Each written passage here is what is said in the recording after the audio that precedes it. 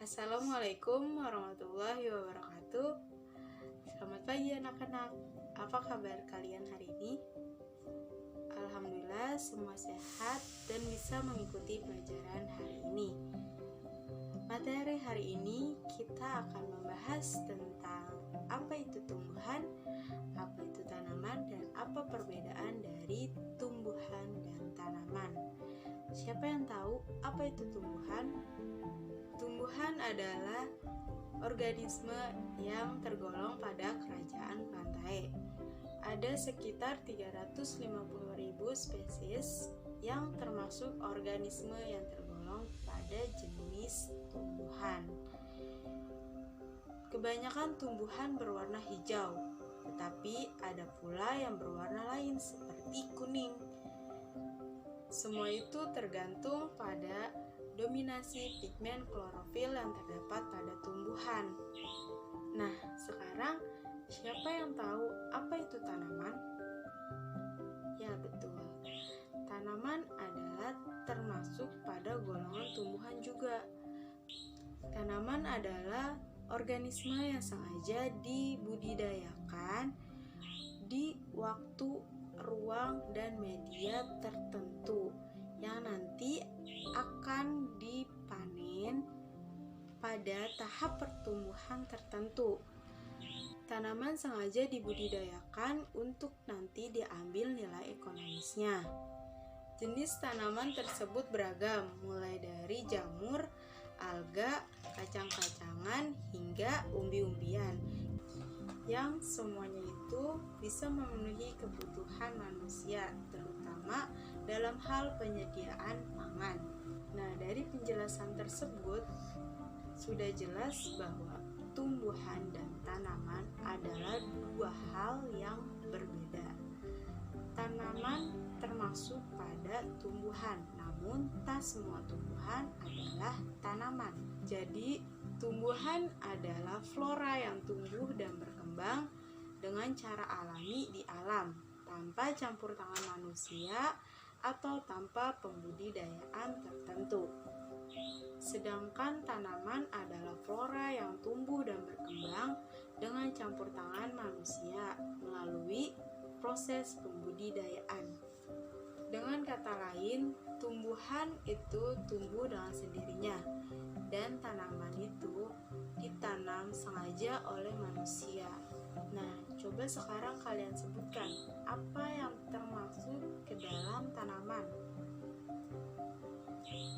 Ya, betul.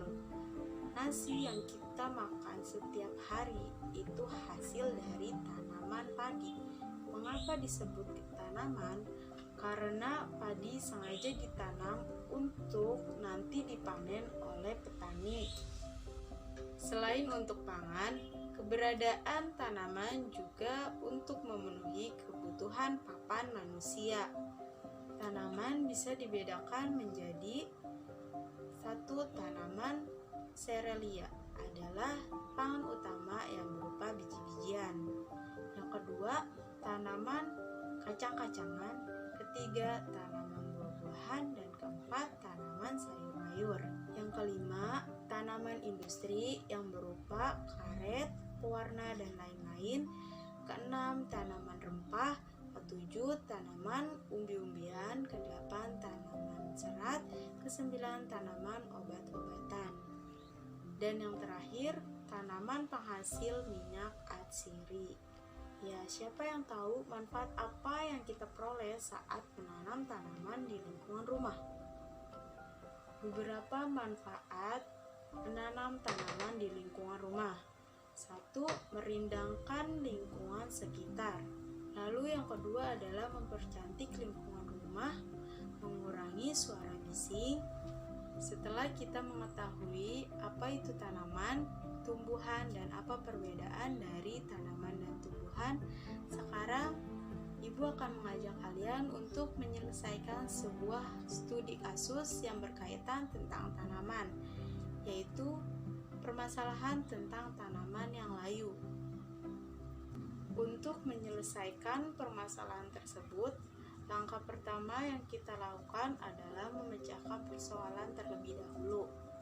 Beberapa penyebab tanaman yang layu antara lain: 1. Terlalu banyak air.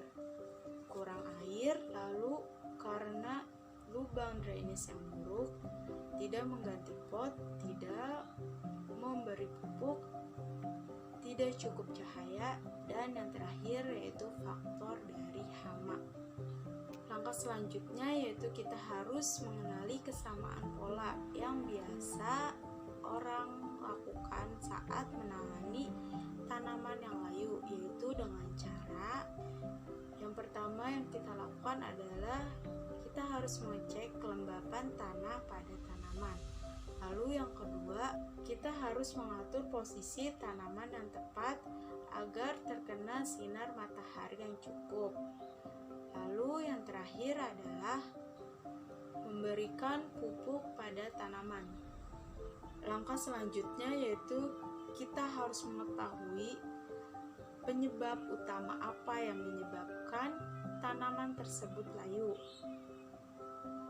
Ya betul, tanaman layu biasanya karena terlalu sering menyiram atau malah terlalu jarang menyiram tanaman. Jadi kita harus menyiram tanaman dengan teknik dan ukuran yang pas. Langkah yang terakhir yaitu kita harus mengetahui cara mengatasi tanaman yang layu tersebut. Berikut ini cara mengatasi tanaman yang layu. Pertama, kita harus mengganti pot. Yang kedua yaitu menempatkannya di area yang terpapar sinar matahari. Tetapi kita harus menghindari sinar matahari langsung. Lalu kita harus menyiramnya dengan rutin dan memberikan tanaman pupuk. Jadi ketika kita sedang menghadapi masalah, langkah pertama yang kita harus lakukan yaitu memecahkan persoalan tersebut. Langkah kedua, kita harus mengenali kesamaan polanya. Yang ketiga, memilih yang lebih penting terlebih dahulu. Dan yang terakhir, kita harus mencari solusi atau langkah-langkah yang harus kita lakukan untuk memecahkan masalah tersebut.